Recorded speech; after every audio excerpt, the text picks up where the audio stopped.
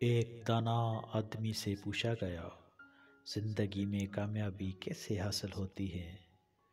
دانا نے کہا، اس کا جواب لینے کے لیے آپ کو آج رات کا کھانا میرے پاس کھانا ہوگا۔ سب دوست رات کو جمع ہو گئے۔ اس نے سوپ کا ایک بڑا برتن سب کے سامنے لا کر رکھ دیا، مگر سوپ پینے کے لیے سب کو 1 میٹر لمبا چمچ دے دیا اور سب کو کہا کہ آپ سب کو اپنے اپنے لمبے چمچ سے سوپ پینا ہے۔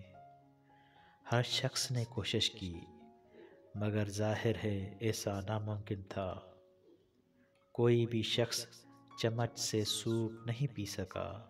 سب بھوکے ہی رہے، سب ناکام ہو گئے۔ تو اس دانا نے کہا، میری طرف دیکھو۔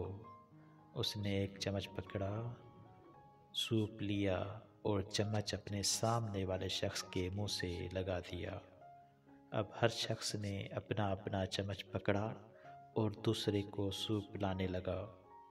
سب کے سب بہت خوش ہوئے۔